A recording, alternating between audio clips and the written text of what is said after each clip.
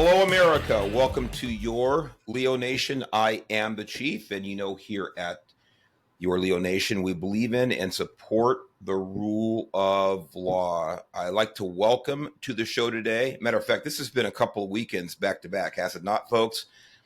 It's kind of another emergency podcast because the news is breaking faster than we can keep up. And today we know that earlier today we know that President Biden made the decision. I'm saying that kind of tongue in cheek because we don't know who made the decision to drop out of the presidential race. Joining us today is my big bro, Danny, and our sometimes all-time producer and sometimes pundit guest host, Anthony Jackson. Anthony, good to have you here. Danny, great to have you here again. Thank you. Both of you from the imperiled state of California. God bless you both. I escaped. I got out from behind the crazy curtain. Right. So, but like I said, look, last week we had the attempted assassination on President Trump, and today we have the stepping down of Joe Biden from this campaign. This has been, and I think Danny, you and I, more so than Anthony, because of our longevity here on this earth, can speak to the fact that this has got to be the craziest political time in the last half century. Yeah, that I can remember. I can't. Well, obviously, it has been. It has been. Right. I mean, you were older than I was. In fact, you still are. Right. I still am. Yeah. But 1968. Don't bury me yet. don't worry. I haven't extracted all the money from you. I can't yet, so I can't get rid of your ass. So hang in there. I bought some brand new mattresses, so okay. I changed mattresses. Now you can't find that money now. I got my ways. Oh, okay. But yeah, the last time we saw anything like this, specifically what happened today, matter of fact, talk about attempted assassinations. You talk about incumbent president stepping down or bowing out of a campaign. We had something similar with Robert Kennedy in 1968. We had something exactly the same thing with LBJ in 1968, bowing out of the campaign. And we're going to talk about those things. But this is crazy. Now, of course, for those of us and the people who regularly listen to this audience, the vast majority listen to this show, this audience, but most people, I don't care what side of the political aisle you're on, most people understand the lies that we've been fed for at least the last couple of years, and it's culminated now, this chaos that the Democrat Party sees itself in right now. And again, why does this relate to the rule of law? Well, ladies and gentlemen, whoever sits in that Oval Office, who's sworn in every 4 years in January, is the commander in chief. I said it before. It's the chief executive officer of the country. It's the chief law enforcement officer of the country, and by most people's opinion, is the leader of the free world. So this matters when it comes to the Constitution, when it comes to the management of internal and external and security affairs for the United States of America, for national defense. It really is a rule of law issue. So I want to start with really going back a little bit, and I think what most people now finally accept is the cover-up of Joe Biden's really mental health condition, is failing mental health. And we don't wish this on anybody, not at all, but it's certainly reality for many, many Americans. And I think we know it's a reality for President Biden, and there's no way around it.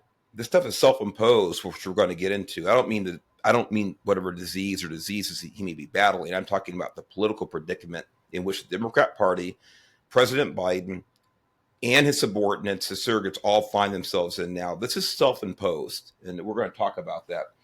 So with that said, and talking about the cover-up, let me just read you a little bit from an article. Now, this was July 1st. This was right after the presidential debate, which really, this did break the dam about Joe Biden's situation and his inability to lead this country due to lack of cognitive issues or healthy ones. So National Review, July 1st, this is the title. The cover-up of Biden's mental decline isn't just a political problem, it's a scandal. A presidential debate is a political event, and as such, it makes sense that the immediate discourse following President Biden's disastrous performance has focused on the political fallout. How this will affect polls and fundraising, question mark. Will he drop out, question mark? If so, who could replace him? Now remember, this is a few weeks ago. While these are all important questions, a series of revelations over the weekend laying out the cover-up of Biden's declining mental health has moved the story into a different category, the realm of scandal. Now, I will disagree with this little passage here that these revelations didn't come to light immediately after the debate. The revelations were there for all of us to see. Anybody who wanted to accept the truth here, and people like me and people maybe in the opposing party, all types of pundits have been talking about Joe Biden's mental decline. This is the worst kept secret that I'm aware of in a political sense of my lifetime. It's just that people denied it. And once it became a political issue, then you have the mainstream media saying, oh crap, we are in this deeper than we thought. And now we have to shift gears. Alex Thompson of Axios has detailed how Biden's close aides have carefully shielded him from people inside and outside the White House since the beginning of his presidency. Meanwhile, Representative Ro Khanna, a Biden surrogate, was inadvertently revealing when he reassured the New York Times after the debate, quote, "We have a great team of people that will help govern. That is what I'm going to continue to make the case for," unquote. Now, if that's not frightening to everybody, then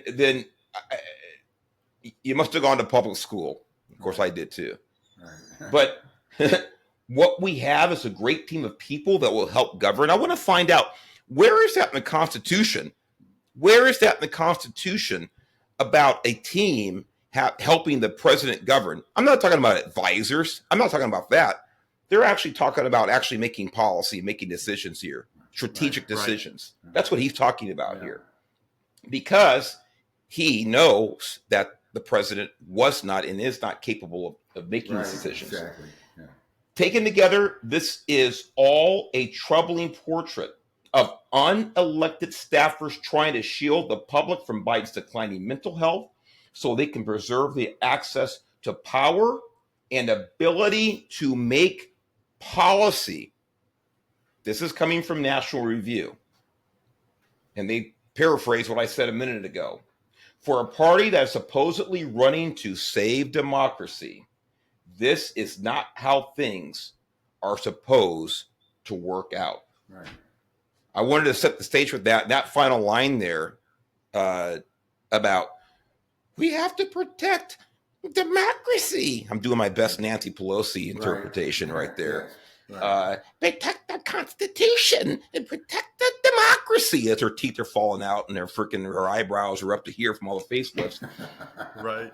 Meanwhile, these people are creating an environment where Joe Biden is completely shielded from any real interaction with the people that voted for him, that put him in office. And for those of us who may have not have voted for him, yeah, I'm one of them, but still have a right to ongoing access with the president.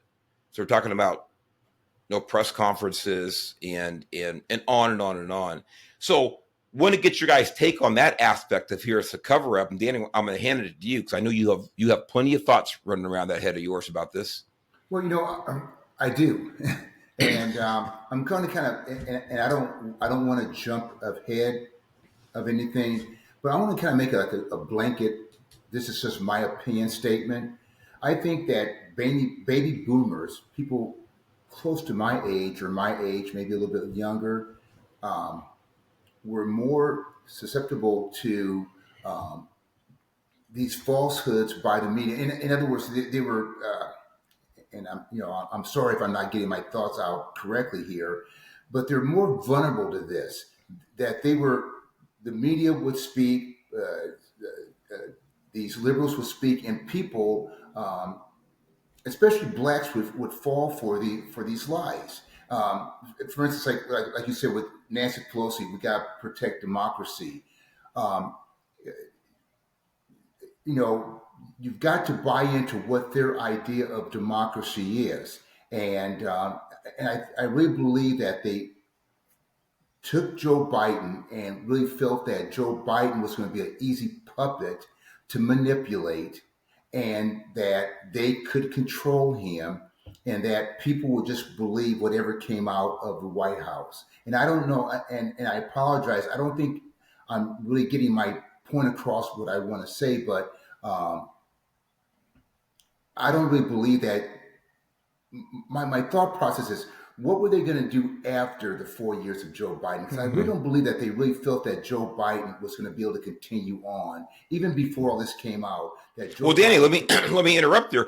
Remember, he said in the 2020 campaign that he was a transitional president, that he'd right? only planned to do one term. Absolutely, absolutely. And now we see this turmoil where he was fighting tooth and nail to hang on. So go ahead. Right, and so I'm just kind of wondering what their game plan was following Joe Biden and Kamala Harris, because Kamala Harris is probably just as mentally poor as Joe Biden, and she's much younger than him, but she's not a very intelligent person as far as I'm concerned. But and like I said, I don't think that I'm really conveying what I really what's in my mind. I'm not doing it correctly, but like when you read, I was thinking the same thing. What do they mean by they have people that are going to help Govern. govern? I mean, when you said, I'm thinking the same thing. What do they mean by they're going to help govern? Is Joe Biden going to sit in the corner with his face facing the corner while people make decisions, and then they're going to turn him around and go, "Hey, Joe, sign all these paperwork," and unelected people too. Right. You don't know who he's talking about. We have no idea what they're talking about, and so Anthony, go ahead and interject. Well, Danny, I was going to ask you, are you referring to, for boomers, when they referring to the mainstream media? I think back then it held a lot of weight. It held a lot of weight, of course, compared to now. But speaking with like my dad, for instance, he told me, like, before, the news was the news, and there was no other reason to believe that the information that we're getting is either false or misleading. And so it's kind of hard for people in that age bracket to be told, like, this news station is not giving you the full story, or it's being manipulated. Like, for instance, I just read that one of the latest interviews that Joe Biden did had like 100 edits on it. Yeah.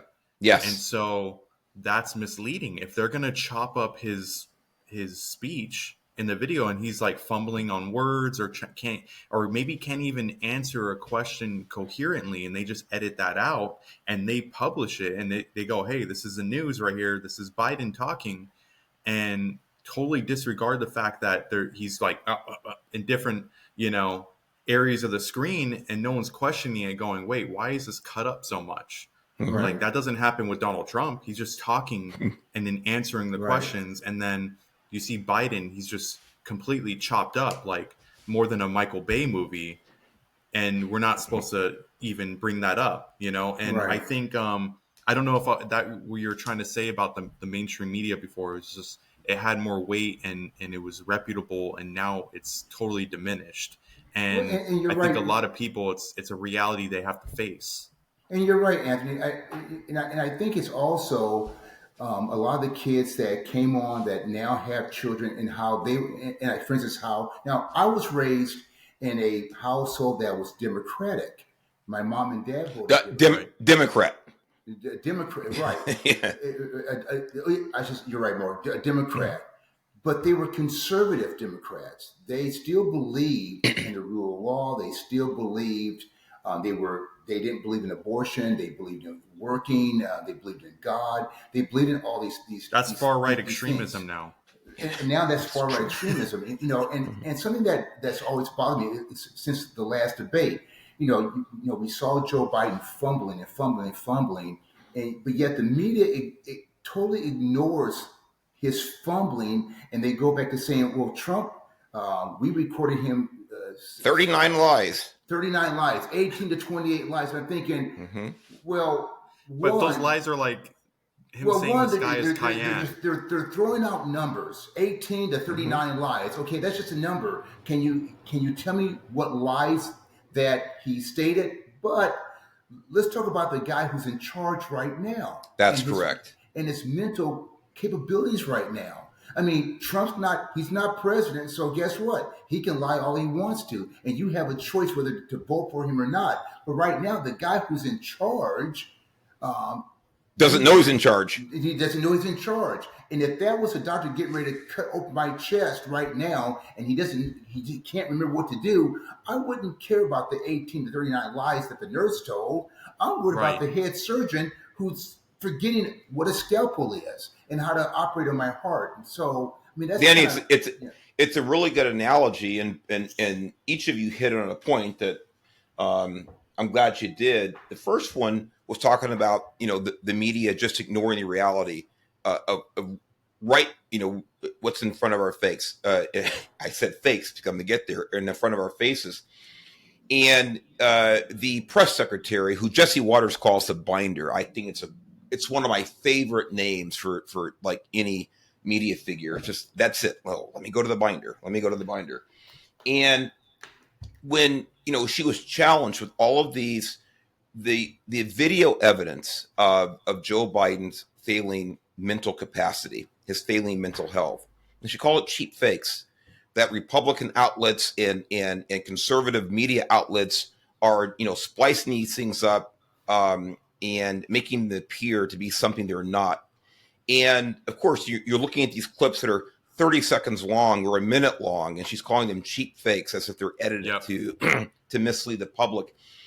This is it's despicable. It's absolutely despicable. But one of the things, of course, I don't hold Karine Jean-Pierre completely accountable for this. She's being told to go up and say these things. Right, now, exactly. Her choice is to resign from that position. So I can't do this anymore. So I do hold her somewhat accountable. Right. If you have any level of integrity, you say, you know what, I can't do this because I am around this guy.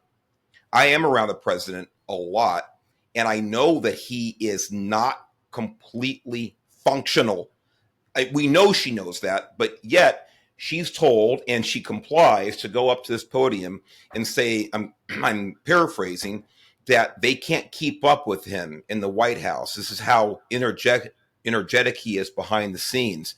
But somehow, when he gets out on the tarmac to walk up to Air Force One, he can barely function, like an amoeba. Right. But when he's in the White House behind closed doors, he's a marathon runner and a bodybuilder. Right. And we have to juxtapose these things and say, gee, which one is more likely to be the truth? What I see over and over with my own eyes, or what I'm being told that I can't see with my eyes? Right. So I think for people who are intellectually honest, and by the way, that's even a majority of Democrats now, even right after the debate, said, nah, you know what? He's not mentally fit to be president. So let's not make this a partisan issue. Yes, I'm partisan. But let's not make this a partisan issue, because we know that these beliefs, these perceptions completely cross party lines now. The other part that you guys talked about was Trump in the debate. Oh, Danny, he brought it up. He lied and so forth and so on. And this is it. Again, deflecting from, like, well, okay, that's fine. Let's say Trump lied about what color tie he's wearing right now on national television.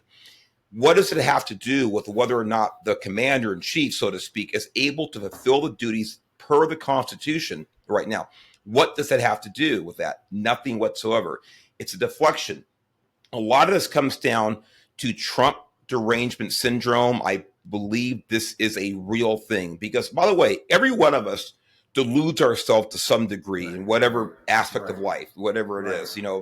Danny and I still follow legacy motorsports in NASCAR because it's kind of a descendant of Richard Petty's teams from 1,000 years ago. For some reason, we're deluded into believing these guys are still going to be good just because and they stink. The team stinks, not the drivers, but we still cheer for them. We still think they're going to be good, and maybe one day they will be. But there's a level of delusion there right now. Right. But we admit it. Okay, it's an escape. We sit down for the TV, and they qualify at last, but they're going to win. I'll sit there for 3.5 hours and watch it. But when you do this with a presidential debate, and when you do this with a president and or a former president, and you say that everything about him is evil, everything about him is undemocratic, everything about him is democratic, everything about him is anti-constitutional. We have to protect our country from Trump because he's going to get and never leave office. He's going to stay there as a dictator. In other words, you have to be delusional, literally delusional, believe that Donald Trump or any president in this current form of our republic is going to stay in office if they get voted off or voted out, or their term is up like Trump's would be after a second term. This set the stage for what we're dealing with right now. We're going to talk about that a little more, but I want to talk about, what does this mean for the country, and how could this whole thing with the Biden administration been handled differently? Because again, I'm going to keep going back to this. I'm going to keep going back to this over and over and over today and moving forward, that the Democrat Party, the Biden administration, the Democrat National Committee has done this to themselves. They are in this position because of their own behavior, not because of Donald Trump, not because of anybody else in the Republican Party or anybody else, not because the media finally out of pure necessity and they want ratings now, not because CNN, MSNBC start telling the truth a little more or a little bit. This is all self-imposed. So with that, let me take you back down memory lane just a little bit. Danny, we're talking about this. You and I were just in regards to our respective advanced ages. And I was only 5 years old, just short of 5 years old when this happened. You would have been about 12 years old when this happened. But this is about LBJ, Lyndon Johnson. This is from the History Channel, this article. LBJ announced he wouldn't run again, and political chaos ensued. Now, LBJ, of course, was Kennedy's vice president. Kennedy was assassinated. Johnson inherits the office. He does win re-election the first time. He could have run a second time, but he didn't. And this article, just so everybody knows, this article was first posted, it was updated just a few days ago, I believe, but it was first published in March of 2018. So this was kind of right in the middle of Trump's administration. Johnson dropped out on March 31st of 1968. That's important, ladies and gentlemen. March of 1968. Why is that so important? Because that was at the beginning of the primary season. Mm-hmm. He didn't drop out 30 days or less than 30 days before the Democrat National Convention. So let me read this one paragraph. Johnson himself alluded to the deep roots of the unraveling of America in his surprise announcement. Quote, with America's sons in the fields far away, this is the Vietnam War, with America's future under challenge right here at home, with our hopes and the world's hopes for peace in the balance every day, unquote, he said, quote, I do not believe that I should devote an hour or a day of my time to any personal partisan causes or to any duties other than that awesome duties of this office, the presidency of our country, unquote. Now, again, I don't know exactly what Lyndon Baines Johnson's motivations were when he left. I don't know if they were strictly political and he wanted to have a long off-ramp by leaving in March of that year for his party to coalesce between his vice president, Hubert Humphrey, or to go out and have, the primaries and find somebody else. I don't know if he was just trying to beat Richard Nixon or if he really believed what he said there about we need to do this for the betterment of the country. But here is the fact. He did, at least in print and in speech, because he gave a live address to the nation, saying that this is the best thing for the country. This is best for the country that I get out of the way right now because of the turmoil I find myself in. We didn't hear any of that from Joe Biden today. He talked about all his accomplishments. I put the word accomplishments in quote. He talked about all of his accomplishments, and 10 minutes later, he came out and endorsed Kamala Harris to replace him. But we didn't hear even anything. Put that in the actual resignation, or not resignation. I'm sorry. His statement. Letter. His statement about not again. You get what I'm saying? Yeah. But he didn't put that in there. Now, I don't know if that was intentional or whatever, but he did not put the endorsement of Kamala Harris. I found that interesting that he posted on X the endorsement and then left that separate from his statement. I just found that a little interesting. Well, Anthony, it's an excellent point that I had considered. I mean, I did kind of wonder, but one was an official, this document. By the way, I think it was on personal letterhead. It wasn't even the presidential letterhead that his was on. It was probably an intern probably generated it on ChatGPT. You know what? Our good friend Vince Tironi, he put that, Anthony, and that was a great one. I didn't know Joe Biden knew how to use ChatGPT, because I doubt seriously he wrote that. But what Lyndon Baines Johnson did in 1968, at least what he said publicly and what he wrote publicly, was for the betterment of the country. That we want to get this turmoil behind us so we can get back to governance. There was none of that today. So I don't know what your take is on that. And Anthony, I'll start with you. You kind of chimed in there about that. And I wanted to give that little mention about history to compare the two, because these are 60 years apart, almost. Very, very rare in American history. I think it's the only time from what I can remember. And, as a much younger person, Anthony, what's your take on this? And by the way, just as an observer of politics, what's your take on it? Well, I'll say this. A couple months back, Robert Hur interviewed Joe Biden, and they kept that under wraps. They didn't want us to see the tapes. Why? Because they didn't want to manipulate it. Didn't want us to hear the tapes. Yeah, exactly. And that means that they were really bad.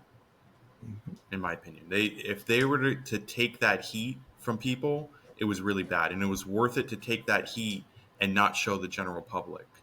And I mean, we've been talking about this for years, even about his mental decline. But you have people that, of course, were saying, like you said in the beginning, that he's sharp as a tack.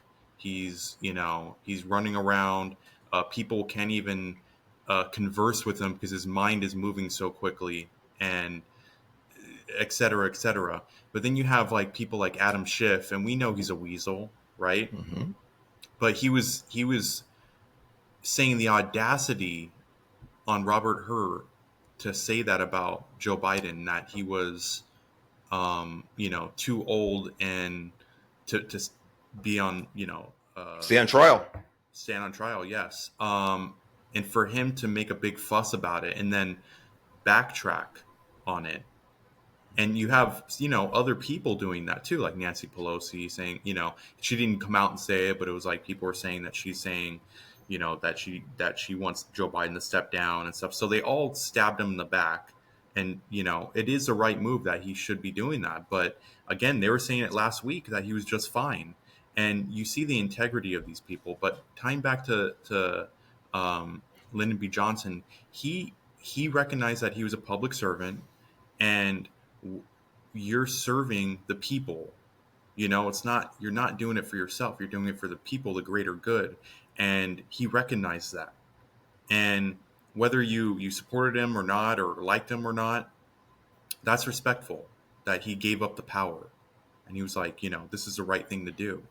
And we have somebody who's the most popular president in history, and who did, the greatest things in United States history in his, his term, right? I'm exaggerating a little bit. But he's not seeking re-election. Yeah. Okay. Why? Yeah. He doesn't even state why. He doesn't even do a press conference. We haven't even had a press conference about the Trump assassination. Don't even get me started on that. Yeah. That's right. It's an excellent point. It's an excellent point. I mean, he gave this little address but there was no press conference. There's no press conference with the Secret Service. None of this. And this is all part of the Biden administration. You would think that as a commander in chief, you'd be ordering Homeland Security or the so-called director of the Secret Service, who I still think that she's on her way out. These are things that a commander in chief is someone who takes control of a situation, that wants true transparency, that wants to solve problems, that wants to delve into issues, explore them. This is something that he would be doing. He would be putting these people in front of the camera, or he would be in the front of the camera, because ultimately he's the boss over everybody. And he's not doing any of this because he can't. Right. And the result of today, him stepping down from re-election is the direct result of them sweeping everything under the rug. And now everybody sees how lumpy it is. Yeah. that's a great visual.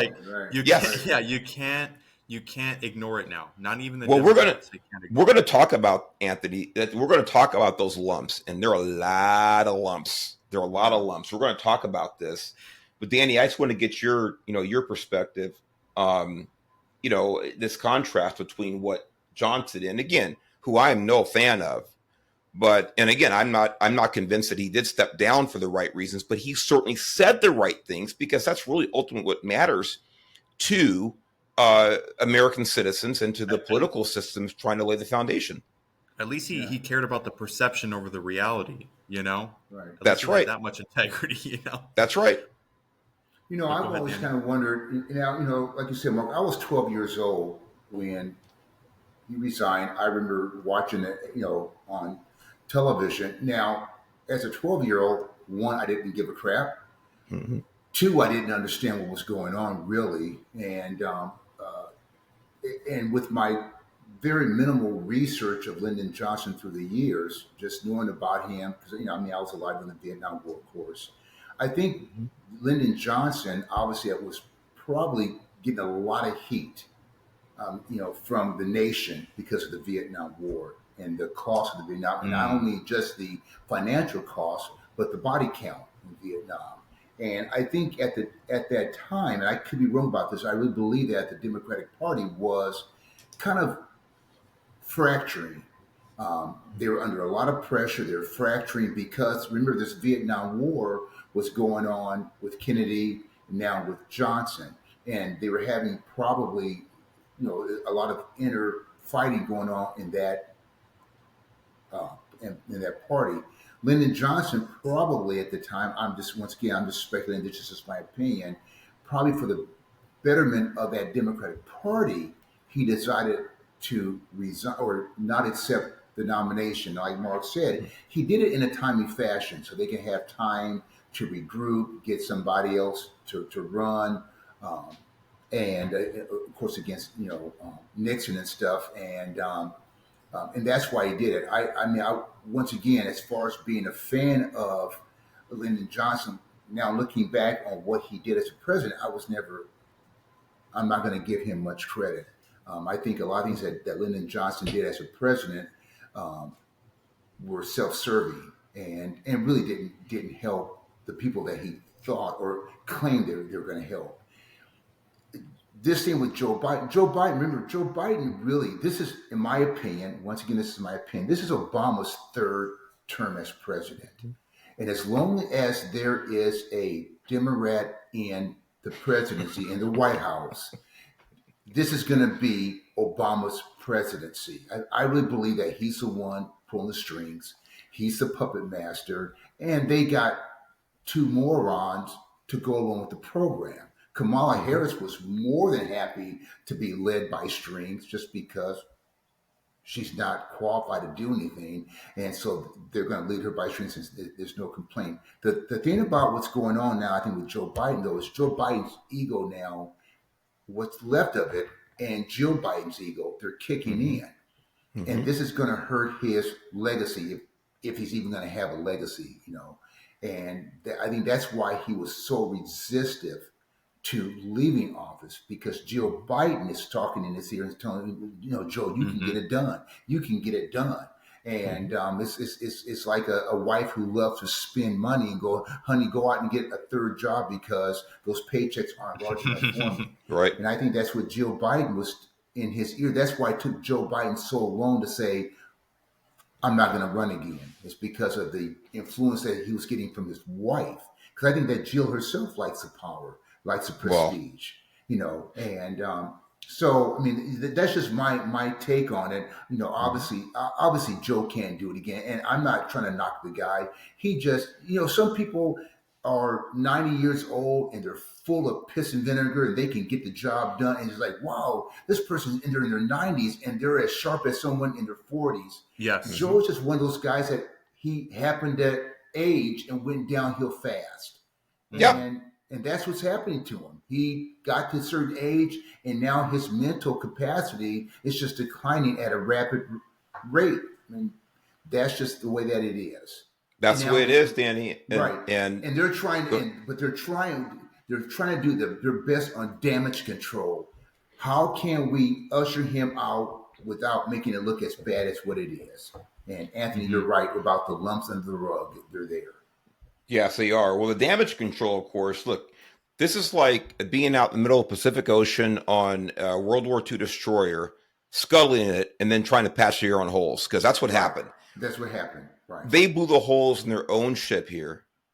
Yeah. And not only did they blow the holes in their own ship, going back a couple of years and going forward for quite some time, just so you know, they're going to say that the Republican Party and that Fox News and that OAN and they're going to say that, and you name it, and all the pundits, that Sean Hannity and Mark Levin, that they're the ones who blew the hole in the ship. That's what they're going to do. Right, absolutely. They're admitting this holes in the ship now. They're saying, this is disarray, blah, blah, blah, blah. But they're going to say it was everybody else's fault. It was not theirs. That's what I want to get to. By the way, from the political point of view, Danny, you talked about with Lyndon Johnson. He had a 36% approval rate at the time that he stepped down from the campaign and said he would not accept the nomination. So there was definitely a political aspect to it. You're 100% right. And there's most definitely a political aspect to this. So, also just one more thing I want to throw in here, talking about all these people praising Joe Biden. You can go back, and we're not going to put the links up, folks. Don't worry about it. I mean, I say don't worry about it. We don't need to put the links up. We could just do a show. I could introduce a show and sit back and just run links for an hour, video clips, and post news articles about administration officials, the Morning Joe, the brain trust on The View, for years, talking about how sharp and how energetic and how in control Joe Biden is. We could say it over and over and over, all the way up until bing, bing, bing, bing, the night of the debate. And then it all came crashing down because now it was completely indisputable. So it's really as simple as that. But one of his wonderful, brilliant, very accomplished administration officials, one of the secretaries, Mayorkas, the guy who fixed the border for us. Oh yeah, yes, big fan. Yes. That guy. Yeah, you can watch that clip for yourself. Again, we're not going to put it up there, but watch that one where he sits there in his very monotone, very, very slow, quiet delivery he might style. Be a psychopath. Yeah, he sounds.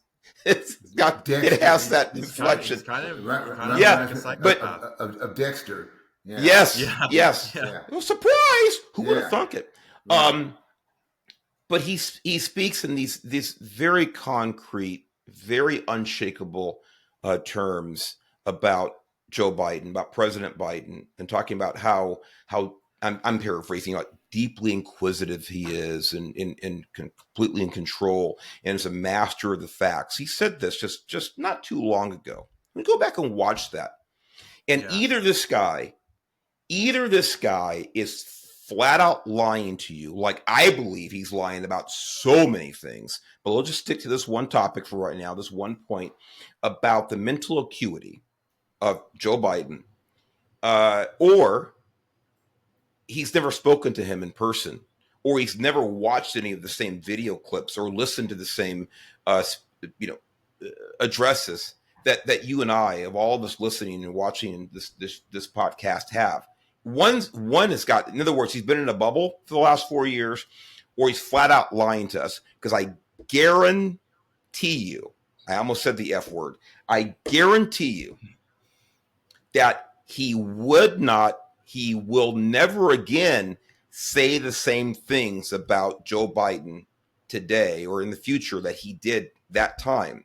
Because now the mainstream media has all kind of piled on. And again, I think this is almost strictly out of ratings, that they're desperate for it. You know, these mainstream media outlets are failing big time.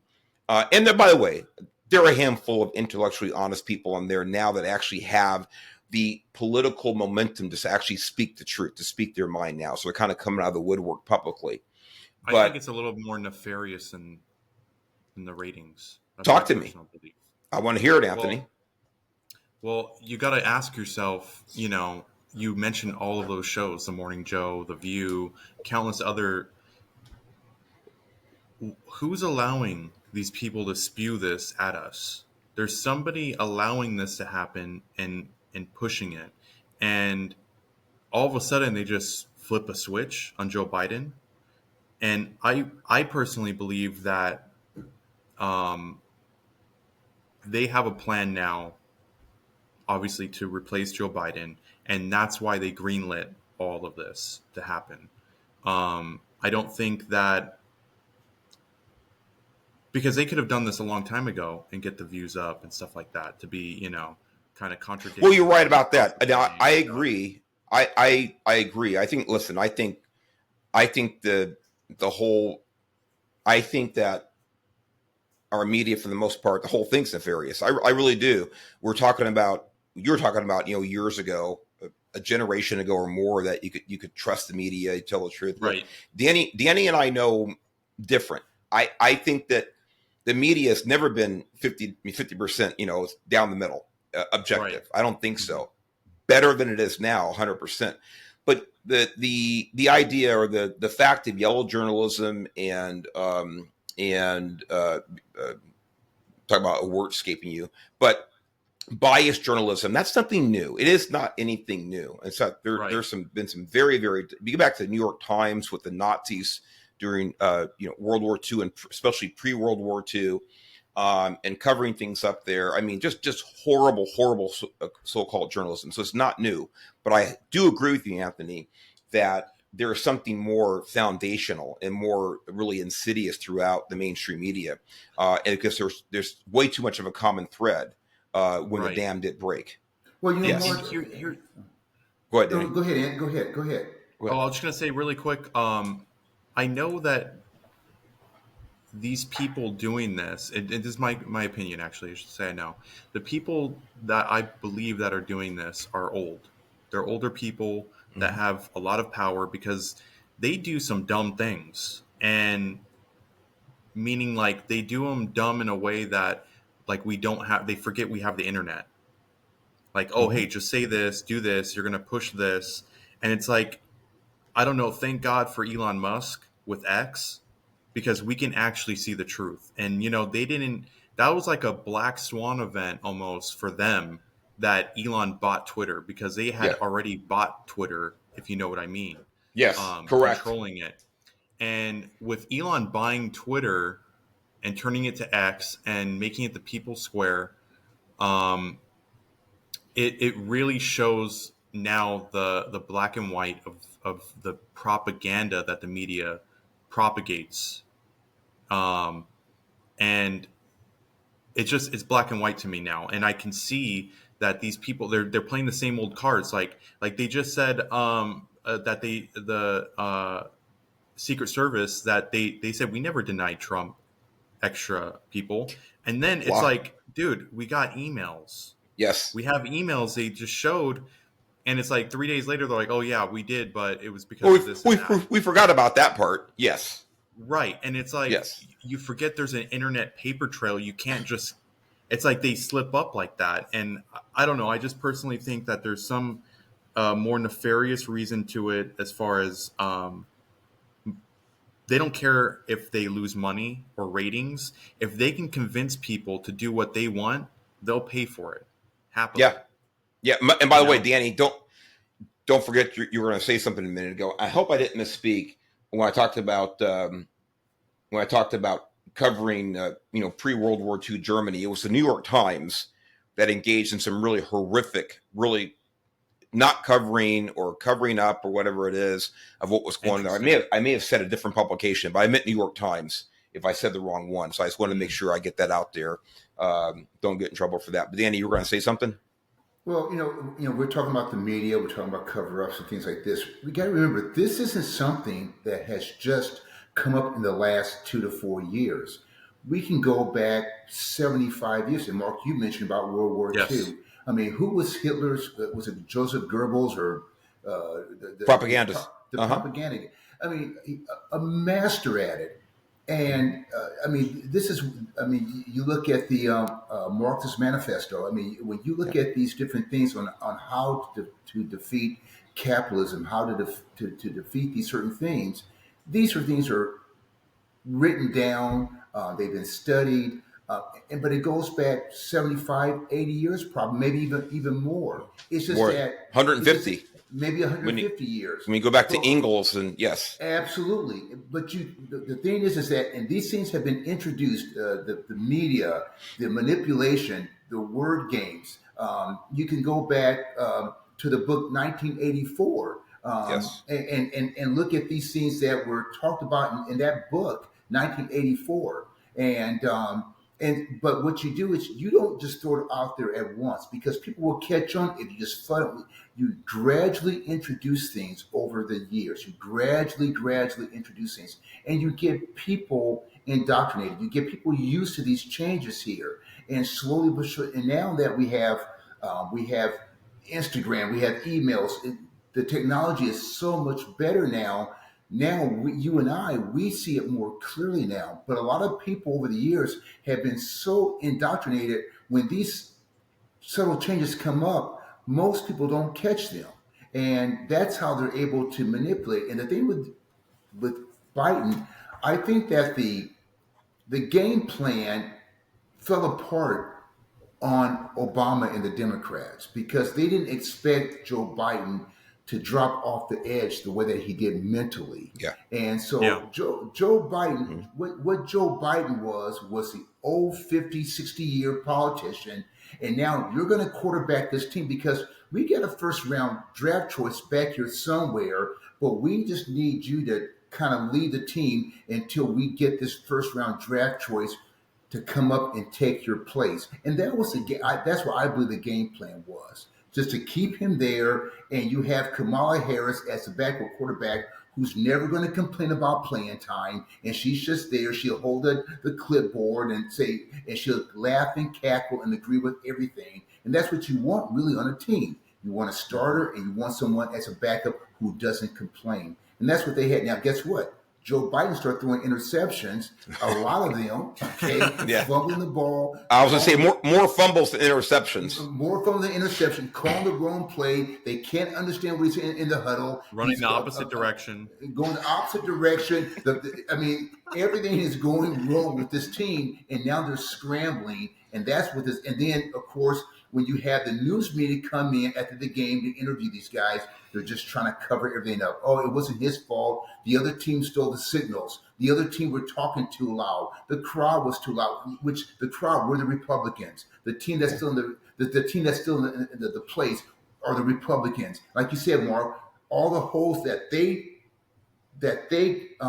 created in this vote, they're going to blame the Republicans for it, even though they're the ones that did it themselves. And that's what they do. And that's what propaganda does. And well, Danny, you left one thing out in your analogy, which is excellent, about the quarterback fumbling the ball and then Anthony run the wrong way. Guess who was refereeing the whole game? The media. Oh, the media. And the media's making up for it. Oh, that wasn't a fumble. His knee hit the ground first. That wasn't an interception. That was pass interference. And you're right, That's Mark. The media is stepping in now, and because they're so much more sophisticated, they're stepping in and they're covering up for all these mistakes now. And a lot of people are buying into this, even though they're seeing it clearly. They're buying into it, going, "Oh, maybe that wasn't a fumble. Maybe that wasn't interception. Maybe that was pass interference." And that's what's happening nowadays. That's what's happening. That's my opinion. It's like they're playing 3-card Monty with us, like as far as trying to divert us from exactly that, the main issue. It's like this notebook right here. It's a black cover, but they can't just tell you it's. That's racist, red. Anthony. I'm sorry. That's racist. Yeah. It's still. That's racist. I got no other colors. Right. Yeah. It should be a rainbow color. It should be DEI, all inclusive. Anthony, I think that was melanin appropriation. Danny and I are offended. There you go. Sorry. Oh yeah. It's a dark white. It's a dark. Yeah. It's a dark. Okay. Actually, you know what's kind of accurate? It's like me. It's black and white. So I don't know. It should be transparent like this bottle here. Yeah, right. But they tell you, they can't go and tell you, hey, this is red, because you're gonna go, no, it's a black notebook. I can see it. What they do is they go, tell me why this is red, and they give you examples and supporting arguments, and now you're analyzing these things that point to it being red, and next thing you know, you're agreeing, yeah, it is red. I mean, and that's what they did with Joe Biden. I think a lot of this. Yeah, sorry, Anthony, to step on you. Go ahead. You're looking at him stumble real time, slurring his words, losing his focus, not being able to hold a conversation. Yet they're going, hey, he's signing all these executive orders, he's doing this and that, and so these people are choosing to not see that evidence, and they're going, well, he's doing this and that for us, and it's like in reality, he's just talking. He's not actually doing anything in reality, and they're being swindled. They are being swindled, and this is the thing. A lot of this just comes down to courage, and in other words, just to say, well, I know you're telling me that notebook is red, but I'm seeing black, right? And people are comfortable being around other people that feel and say the same things that they don't want to go against the grain. Now, I know this sounds maybe oversimplified, but it's human nature to want to fit in. And I've talked to so many people, and this is going to take us to the last thing we're talking about, is really how do we get here? We hit it on a little bit, but specifically, what were the things that got us here? But I talked to so many people, and by the way, Danny, I know you do, because I know they hate seeing your ass coming into the gym. Oh gosh, they do. And it's when you say, well, okay, well, what did this Republican say or do, or what did Trump say or do? Well, you know what he does. You know how he is. But I said, no, okay, well, no, I don't.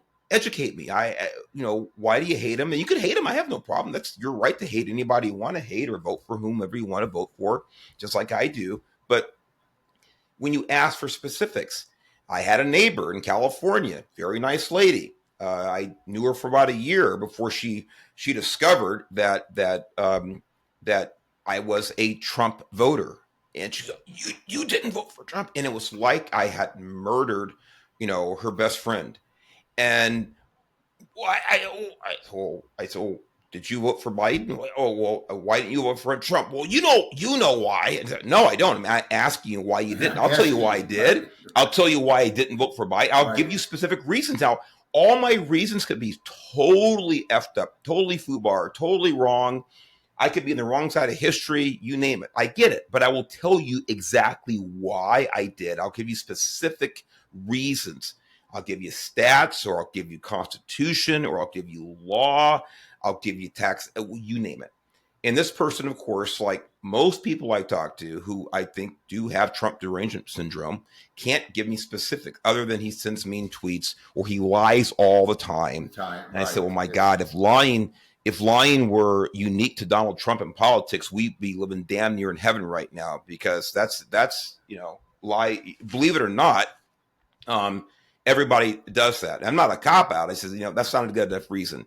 If Trump is a liar and he keeps us out of wars like he did, ends wars on top of that, I'll still vote for him. Okay. Now, again, I'm making a little political statement here, but my point is to everybody is that I will very carefully and clearly articulate why I vote for somebody or not. So this goes into how did we get here? And when you go back to, how do we get where? How do we get to the point where the Democrats are in this predicament? They're in this predicament. They're a month out from their convention. They no longer at this point have a candidate for president. If you think about this, ladies and gentlemen, they don't have a candidate, and they're a month out from the convention, which puts them about 3 months out from election night. Election, that's right. Or in some states, election quarter, because they start voting like yesterday. Right. But anyway, that's a whole different podcast topic. Right. But here we are. How did this happen? Well, I'm going to give you my little nutshell of how we got here. And this goes back a long time, but I won't go back deep in history. But what we've seen is, what we have seen in this country in general, specifically one party or another, guess which one, but in general, we have seen now this softening of standards. We've seen this softening of achievement. We really have. We see everybody gets a medal, so forth and so on. And in conjunction with that, we have seen over the last 20, 30 years, we have seen this 30 years. We've seen what? We have seen diversity. We have seen diversity. We have seen cultural diversity sink its roots into American culture. And I've said it for as long as I can remember. I said, no, you cannot have cultural diversity and retain your culture. Right. It's impossible. Impossible. It's impossible. It's like saying, I'm going to make a chocolate cake, but I want that chocolate cake to contain dessert diversity. I want cherry pie in there. I want an ice cream sundae. I want a root beer float. I want a pecan pie with my chocolate cake. You cannot have a chocolate cake if you have dessert diversity when you're making that dish. It's impossible. You cannot retain an American, or even go broader, a Western culture, if you focus on cultural diversity. You cannot have it. So these are the seeds to where we got now. Fast forward 4 years ago. I have a Joe Biden. Yes, sir. About that. About chocolate cake? Talk to me offline about it. Okay. So for the people, and I have pecan pie in my refrigerator right now. There you go. Those are pay-per-view shows. Right. But anyway, the people that hear that statement and they think that you're a bigot for saying that or racist for saying that, what is the solution there? Is it from a person going to from one culture goes to another culture? Are they obligated to fit in with the culture that they're choosing to move into? Yes, 100%. 100%. Now, that does not mean that one disavows the culture from which they came. Absolutely. This is why, I love going to, when we used to go to San Francisco, going to Chinatown, because we loved that culture. We loved the food. We loved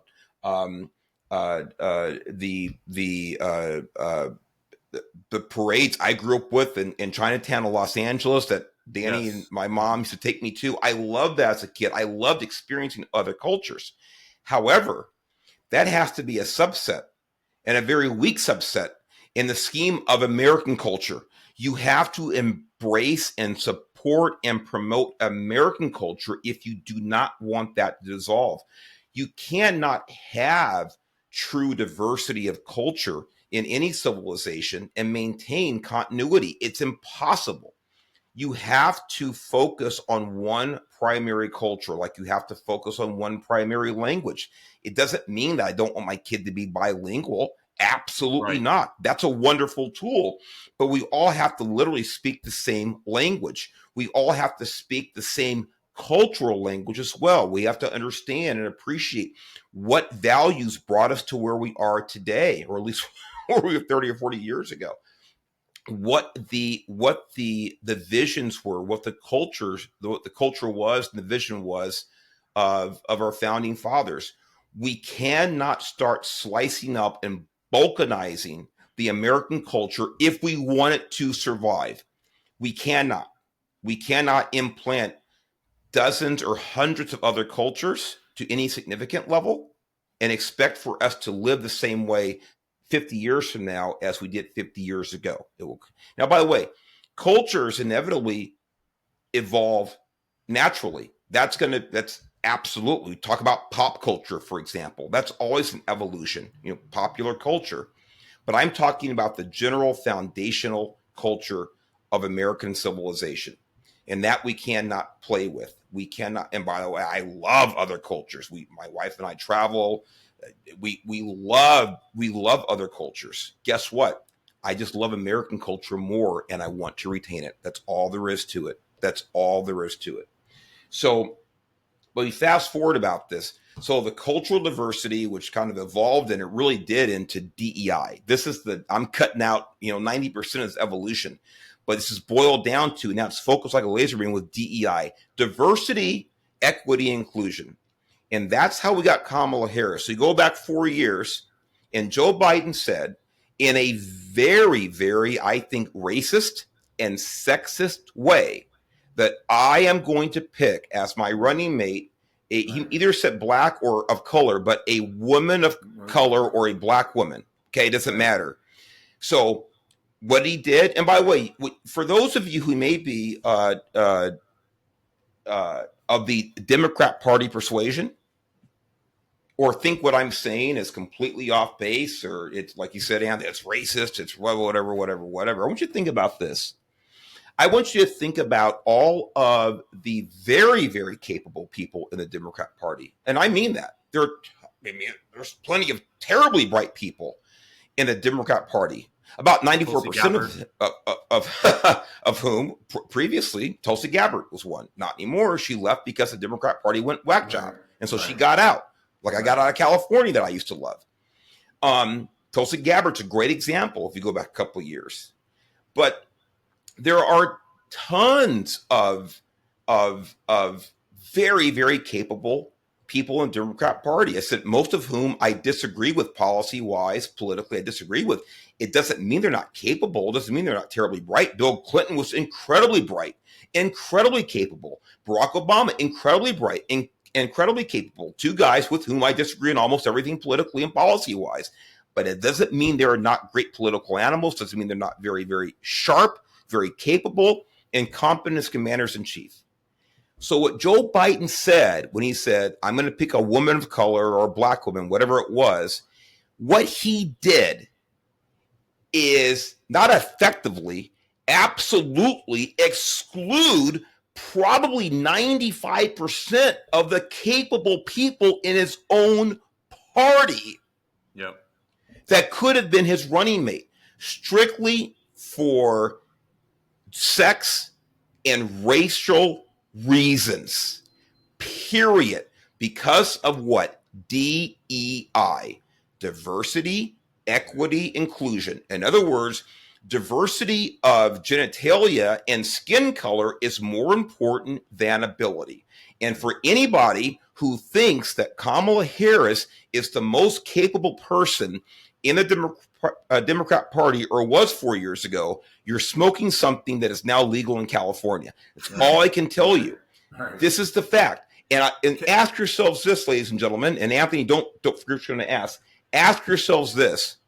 If you have the chance to go back now, back in time, those of you who may be in the Democrat Party, or if you are conservative Republican like I am, you ask your Democrat friends, if you could go back in time and you could put a then Tulsi Gabbard or any number of these very capable Democrat governors, white men, whatever, not all of them, but some of them, white women, whatever, in Kamala Harris' spot right now, would you do it? Would you do it? And you know the answer would be yes. And the reason is because Kamala Harris's favorability ratings are lower than Joe Biden's. The Democrat Party, because of this DEI nonsense, has put themselves in this position because they did not pick the best person for the job. They picked the person they thought was going to attract the most voters based on her diversity. She's not a very bright person. She's not a capable person. And it has nothing to do with her genitalia. It has nothing to do with her ethnicity. It has to do with her God-given ability, period. I'll tell you right now, if Frederick Douglass were alive today, that'd be the guy the Democrat Party, actually he'd be Republican because he was Republican in the 1850s and 60s. Right, exactly. But I'm just talking about, if you want to talk about a black person who I vote for, how about Frederick Douglass? Right. So let's knock out all this nonsense about, oh, you're being racist, you're being no. Joe Biden was being racist and sexist because he literally discriminated against the vast number of capable people in his own party. And now, yes, the chickens have come home to roost. Anthony, you were going to say something, so go ahead. Yeah, I got a serious question. First time in your life, but go ahead. I still don't know, and I don't know if it's just me. I still don't know if Kamala Harris is black or if she's South Asian. Well, it depends on what box she needs to check for political reasons. I'm sorry to be this crass and harsh about it, but that's the only way to say it. So she is. I mean, she is black. She's Indian, and I forget whatever ethnicity there is. But of course, I forget which, I believe, Caribbean island that her father is from, who politically has disavowed her, by the way. A very, very accomplished. Oh, really? Yes, professor. I forget the university. I want to say Stanford. I could be wrong on that one, but a very accomplished man, and politically has disavowed her. And maybe other ways, but you guys can do your own research on that, everybody listening and watching. But let's put it this way. He has a divergent position politically than his daughter does. I'll tell you that right now. He said Joe Biden said he wanted a person of color. Okay. Right? Yeah. What if he said he wanted a colored person? Well, there you go, Anthony. There you go. And by the way, when Danny and I were growing up, when Danny and I growing up, we were just gotten out of colored. It was Negro, and then later on it went to black. Matter of fact, my birth certificate says Negro on it. Really? Yes. Yeah. Yes, it does. And Danny says unknown on his. Yeah. But anyway, that's another story. But you're right. To call someone colored today would be an absolute insult. But to say person of color, well, But this is all of these games that people on the left play rather than just looking for the best person for the job, regardless of these immutable characteristics. They're left-handed, right-handed. They got blonde hair, black hair, green eyes, blue eyes, brown eyes. They're black, they're white, they're gay, they're straight, they're male, they're female. It doesn't matter to me. It never has mattered to me. It never has mattered to me in my entire life, period. This is the forefront of the Democrat Party. Everything is diversity, equity, inclusion. We talked about the director of the Secret Service, this numbnut who doesn't even know how to get in front of a camera and take responsibility for the actions of her own people. She is promoting this 30 by 30 program, 30 women in the workforce by the year 2030. Why? Does that mean 30% of the population, 30% of your workforce, if they're women, they're all capable? They may or may not be, but it doesn't make any sense. So go ahead, Anthony. She give her some credit. She kept the Pepsi secret formula coming out. Oh, yeah. From Coca-Cola, getting their grimy hands on it. So at least give her some credit, okay? She did. Matter of fact, while she was there, and for those of us, yes, for those of us who grew up in the hood, while she was at Pepsi, no one got popped. Anyway, sorry. Sorry. I'm not going to apologize for that pun, but But unlike as she, this DEI, it is very dangerous because, and people, the common person, I guess, and Mark, you mentioned intelligence earlier on in the program. You know, they've got so many people fooled with this, like, oh, this is really good, but they're really trying to get everybody to be equal. When they get everybody to be equal, it's easier to control the people when everyone's equal. I mean, you see this now in our educational system. My daughter was telling me in the district that she's in. I won't mention it. I won't mention my daughter's name, but the district that she's in, she actually taught summer school, and this past summer, and she told me that 40% was required to pass summer school. And so what my daughter said, she was 40%. You get 40%, you pass. And they even, and all the seniors that, of course, flunked out during the regular school year, they even had their own graduation, she said. But she said that what a lot of kids did, knowing this, guess what they didn't do? They didn't do anything during the school year because they knew that I go to summer school for whatever it was, 6 weeks, I get a 40%, I pass, and I move on. And so what was the purpose of doing anything? And that's what all this diversity, this especially equity. Let's bring everybody closer together because it's easier to control the herd when they're in groups. If they're spread out, it's harder to control it's harder to control the groups. It's harder to control the groups when you have different levels of people. It's harder to control them. It's easier to control them when you bring everybody more equal. It's like what they do in North Korea. Everybody wears the same type of clothing and stuff. And because same haircut, same type of clothing, because they don't want anybody to feel more superior or less than the other person. Now, of course, the upper echelon doesn't believe this at all. The upper echelon, I can guarantee you that these guys don't believe in diversity, equity, inclusion. But they make you believe that they believe this, so you will fall in line with it. It's very dangerous. It's very extremely dangerous. But weak-minded people will fall for it and say it's a good thing. yeah, And weak-minded people, Danny, and people who don't have the courage to speak up, and it's not always easy. I get beat up all the time online and even in public sometimes. Not so much down here in the panhandle of Florida, I'll tell you that right now. It's but in California, I had to go toe to toe a lot, and it's just because that's what I believe. A lot of that comes from our dad. I mean, a black man who grew up poor, without a father in the home, in the Deep South during the Depression, under Jim Crow. His mom was murdered when he was 13 years old, 12 years old. At 13, he's by himself. He's by himself in the world. And, I said, the joke is he raised 4 good kids and me.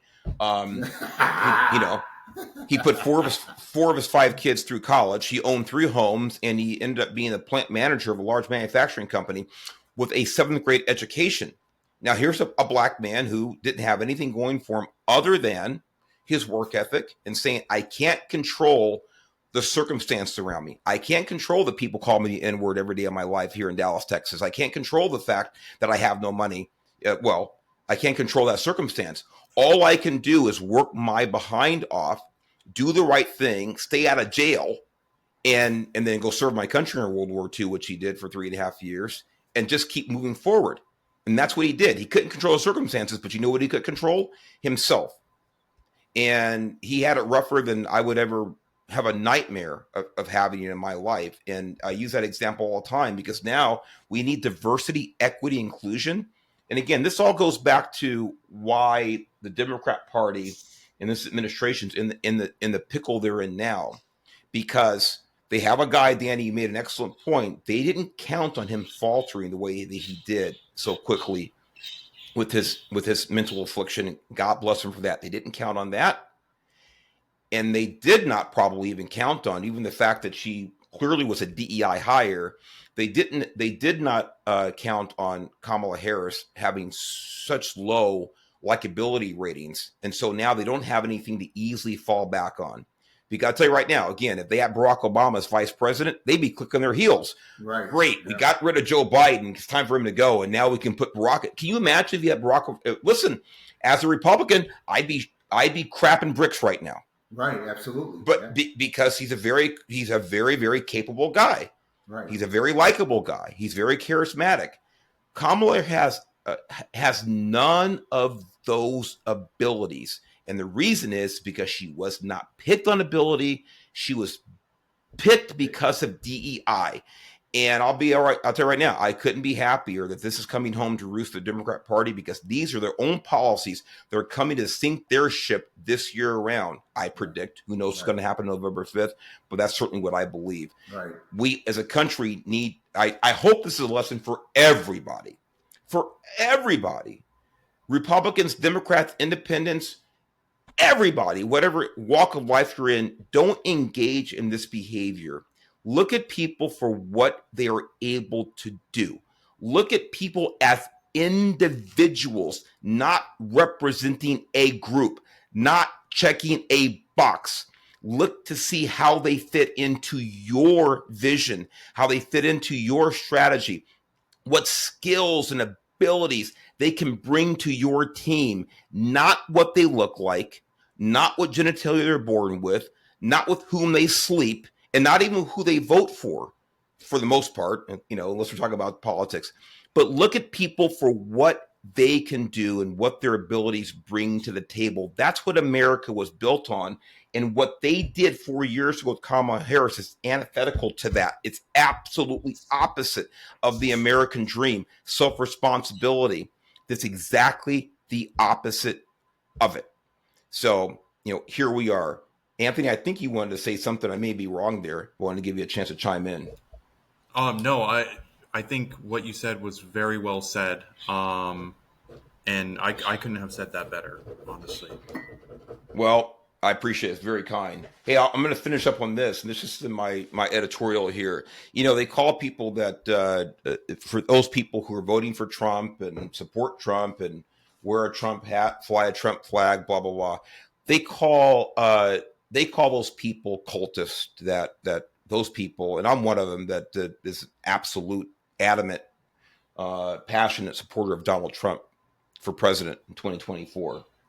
They call us members of a cult.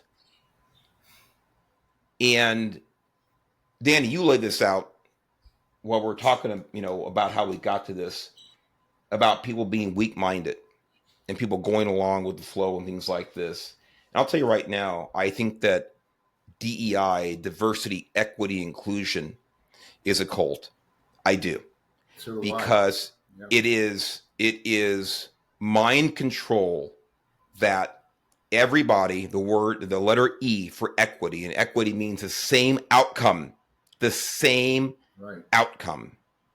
And by the way, and I want all of you listening, you ask yourselves, and you ask your friends about the E in DEI, and just think about your own neighborhood, your own block, and ask yourself, because we all know them, we all have neighbors here and there, up and down, good or bad. And ask yourself if you think that everybody you know, or even in your block, your community, all deserve the same outcome. Not the same opportunity. That we all deserve. Everyone deserves the same opportunity. Right.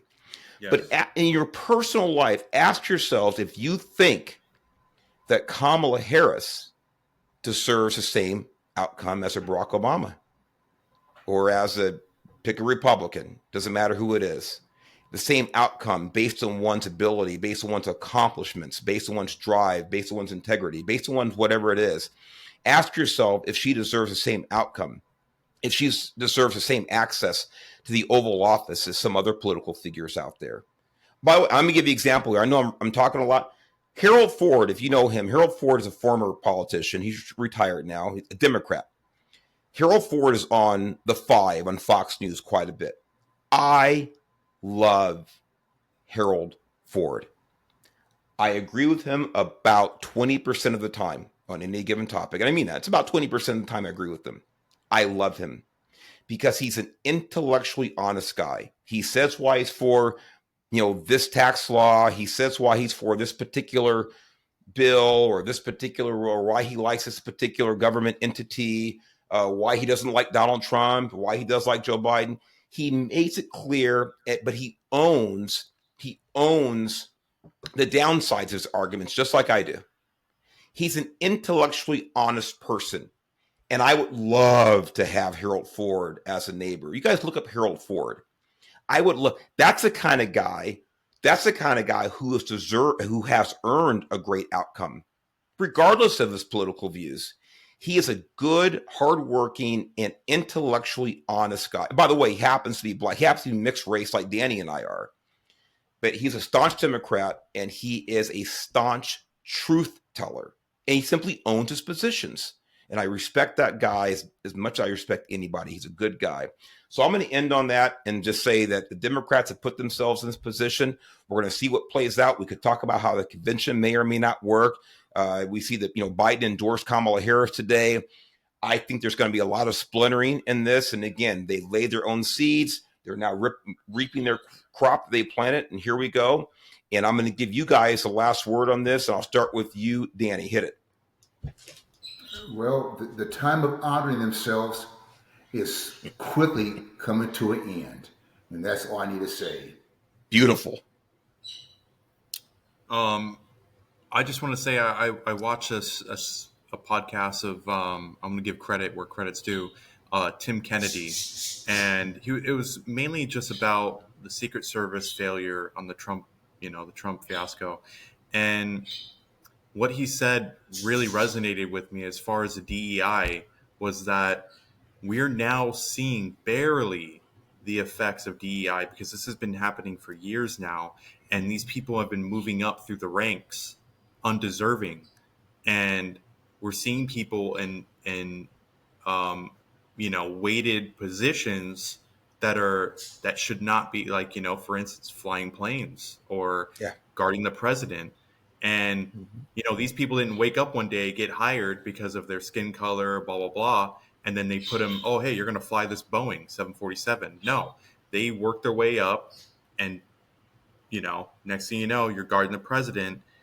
Shots ring out, you're hiding behind him, and we're seeing the after effects of years of this.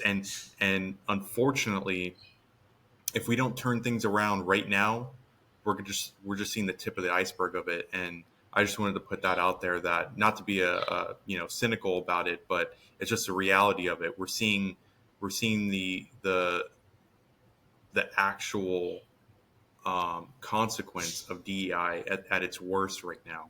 And I really hope that we change things around come November, and God willing, we start turning these policies around, and it's literally for safety, at this point. So I'll just leave it at that. Amen to that, Anthony. I agree with you, my friend. Danny, Anthony, thank you guys so much. Thank you. Another emergency podcast, which we're going to be doing a lot more of, I think, in the coming months. Right. So everybody, thanks for listening. Thanks for watching. Send us your comments. Send us your feedback, positive or negative. We like to hear it all. I get back to as many people as I can. We will see you next time in Your Lead Nation. Until then, God bless America. Keep the faith. Stand strong. And I'll tell you right now, stand your ground. Own your principles. Be honest about it. Thanks a lot, guys. Absolutely. Thank you.